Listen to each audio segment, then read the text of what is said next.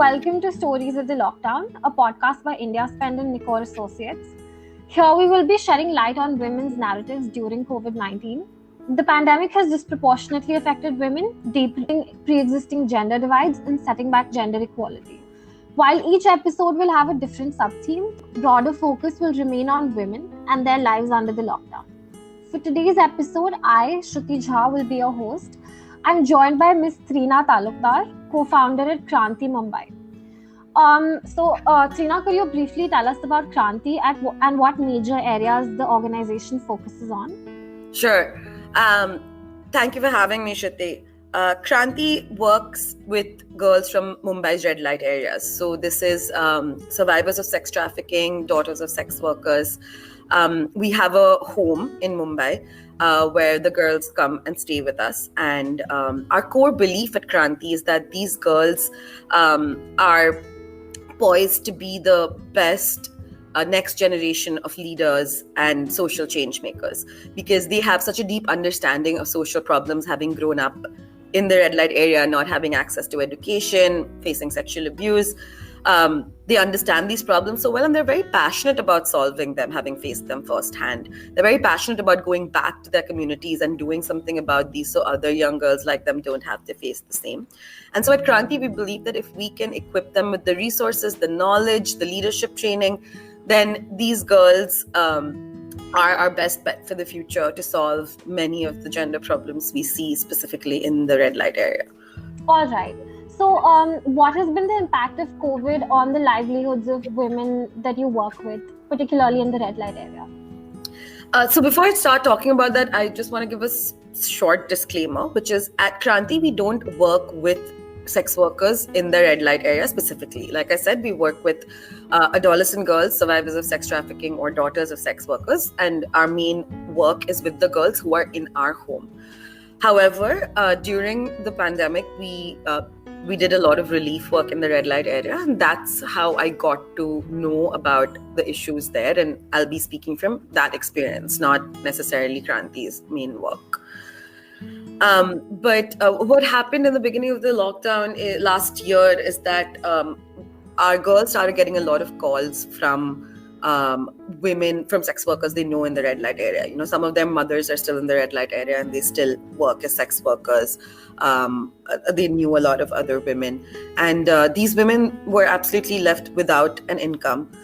They're usually supporting families of 4 to 6, either who live with them in Mumbai in the red light area or live with them back in their villages. And they were completely without an income. And there was a lot of relief work that was done for migrant workers, daily wage laborers, which was, of course, absolutely necessary and critical. But sex workers were left out of most of the relief work because of the taboo associated with them and with the red light area. When it came to government, accessing government welfare, sex workers are not able to do that because a lot of them are undocumented, because they don't have an Aadhaar card. Maybe their ration card has an address back in village in Andhra Pradesh or whatever. So they are not able to access government support. And civil society, I mean, they're a largely invisible group, that don't come to everyone's mind easily. And therefore, civil society hadn't quite reached them with relief to the amount they needed it. So basically, sex workers had no choice but to borrow money from informal money lenders, who of course charge a very high interest rate, as high as 30-40%, and getting into a lot of debt. And sort of that is the point that our girls then self-organized, and we ended up doing the relief work in the red light area. Okay, so what kind of relief work have you been doing in the red light area? So distributing food and healthcare essentials. So between last year and now, we have distributed monthly healthcare and food for families of 4 to 6 people, for about 3,000 families in the red light area. And last year, for 100 days, which was the first, the most severe part of the lockdown, we were even serving cooked meals, because a lot of people I don't know if you've seen it, Shruti, but in the red light area, basically they're organized as like there's a big room.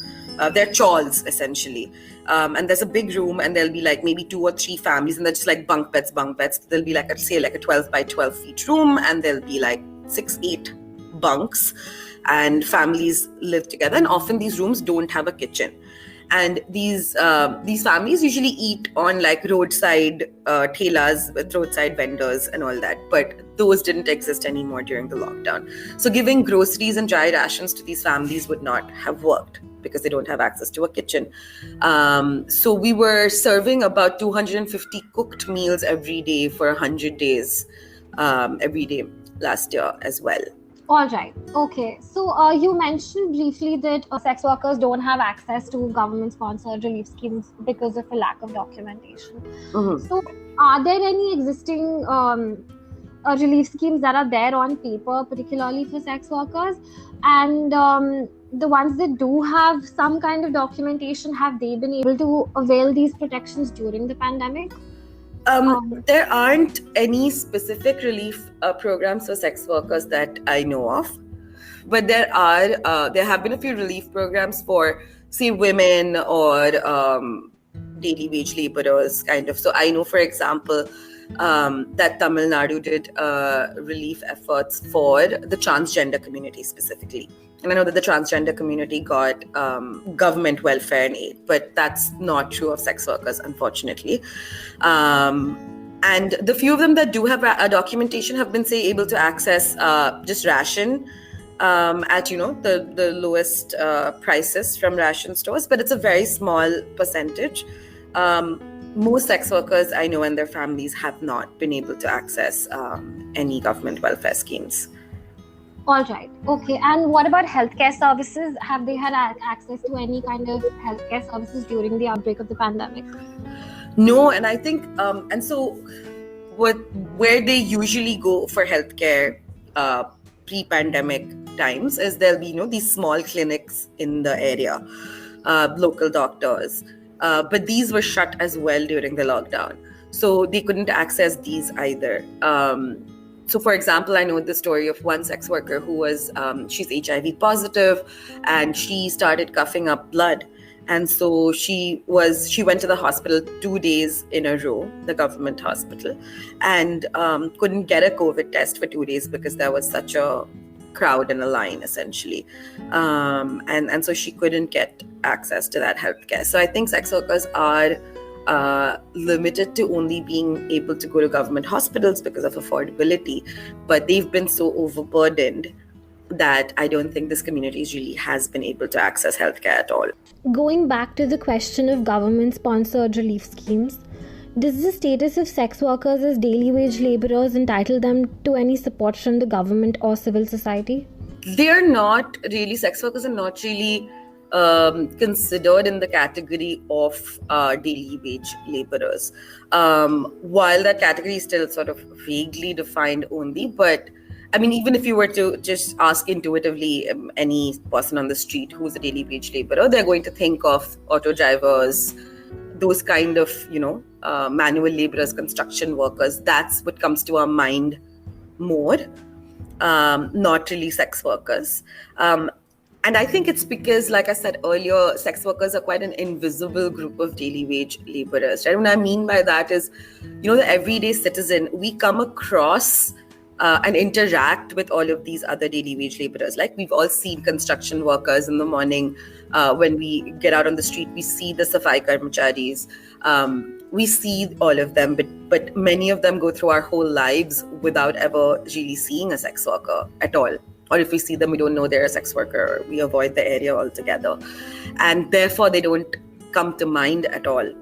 And that's why I think they haven't really fallen under the ambit of daily wage laborers, either for government or for a lot of civil society. Okay, all right. And what do you think has been the mental health impact of COVID on the communities in red light districts, as well as on your own workers?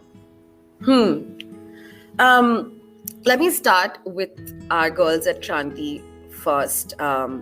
So our girls all study in different schools and colleges, And many of them live in our home in Mumbai, but many of them live in hostels and college and school campuses around India. And but because of the lockdown, all of those campuses got closed, so all of our girls were back in our home in Mumbai, and our home has been much more overcrowded than usual, and it's been really challenging for the girls to just find space to study, because they've all also had online classes going on through all of this. They've had exams and assignments, so it was really difficult for them to find this space, both physical and emotional, to do their studies, to do their assignments, keep up with all of it, because also at the same time we were doing this relief work daily. And I think another thing that really affected their mental health is the uncertainty of it all, right? Like, when will college or school open again? Will the 10th or 12th board exams happen or not happen, or will they get cancelled? Many of our girls who are taking their board exams this year, and it was just this fluctuation of now it's going to get postponed, but we don't know till when, but now it's cancelled. And I think the uncertainty really adversely affected their mental health. And I think the other big thing that affected their mental health was the fact that they knew that their community, which is maybe their mother or many other families that they grew up with in the red light area, are facing such challenges. And of course, the girls they self-organized and did the relief work. They actually did online yoga classes, meditation classes, Zumba classes. They raised money through that and used that money to do a lot of the relief work. And while, that's amazing, but when you go to the red light area to distribute rations, you see the huge need for it, and that whatever we are doing is perhaps a drop in the ocean. And I think that gets very challenging to live with, right? To see that kind of need in your own community and not be able to meet it in spite of your best efforts. So I think all of these have been mental health challenges for the girls at Kranti.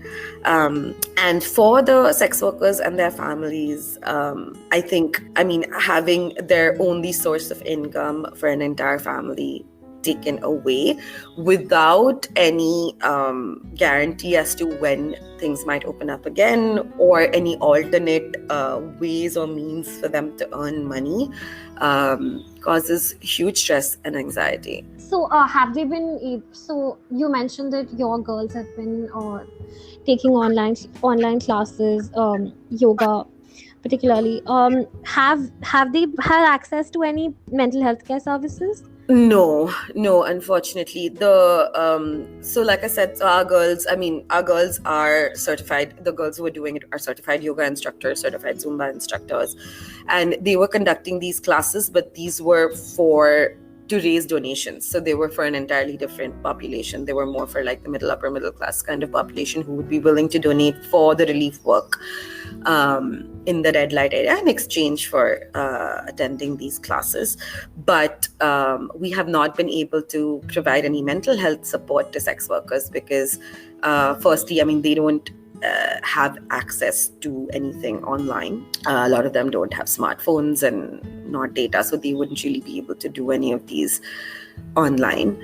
And while we did go to the red light area in person for the relief work, it has not been safe enough for our girls to be there long enough to do longer term interventions like mental health would need. So neither have we been able to provide any support, nor anyone else that I know of. All right.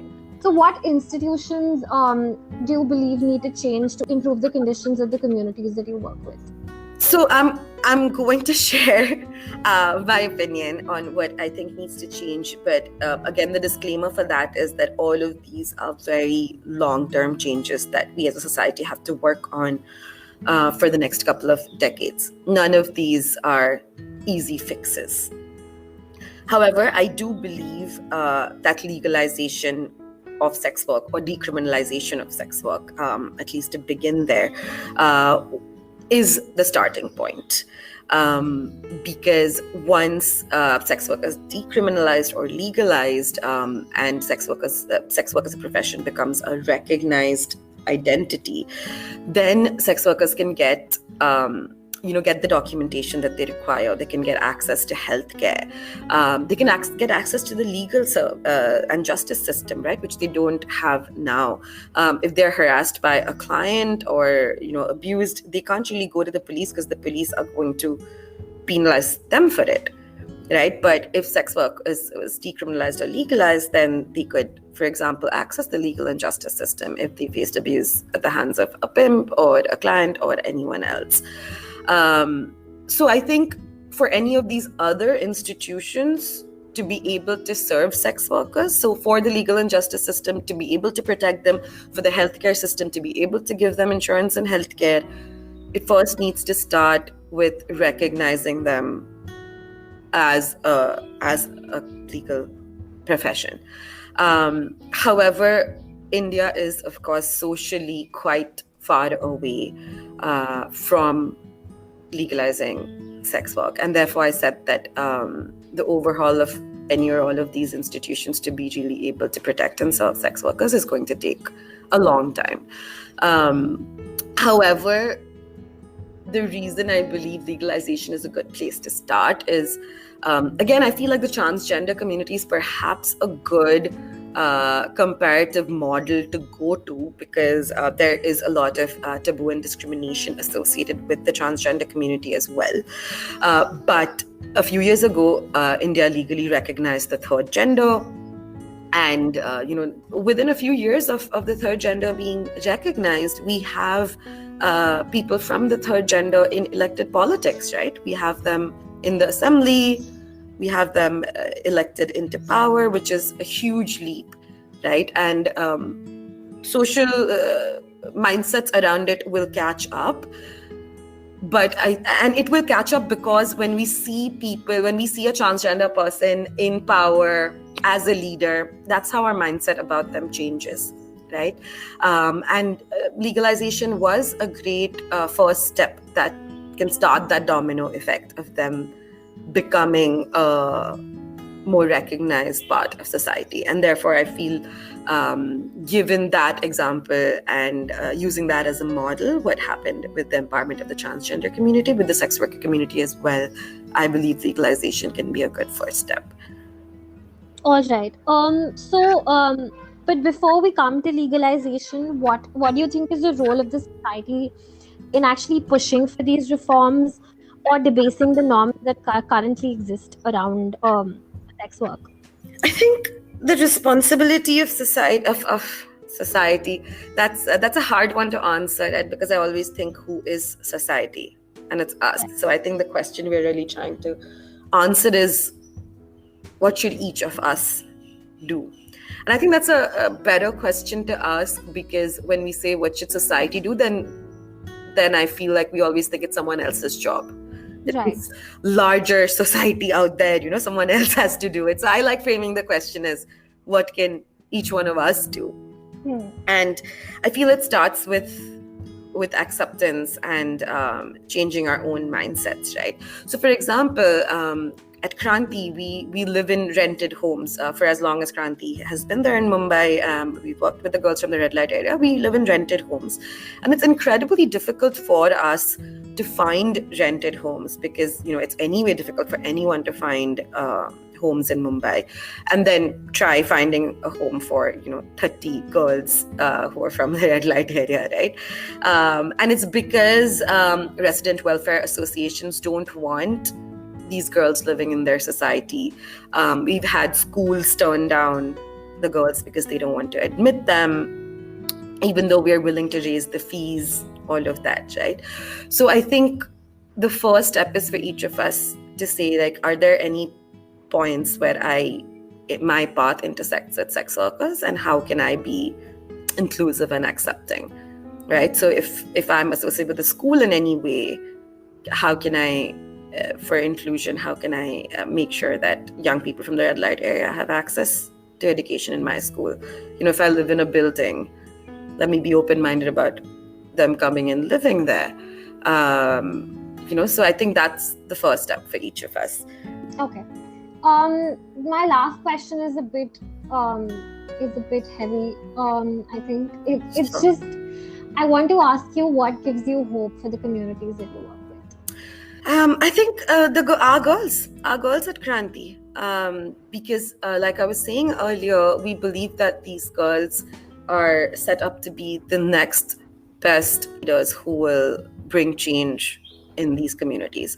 And I think we saw that demonstrated so clearly during the pandemic, because it took girls from the community to start doing the relief work in the community, right? Because like I said, this community was largely invisible to the rest of society, and we were focusing on all these other groups who are also critically important and needed to receive relief. But it needed girls from the community who have connections to the community to really see the need there, and also do appropriate relief work, right? And what I mean by appropriate relief work is, a lot of sometimes we distribute groceries to certain communities without really paying attention to, do they consume those things?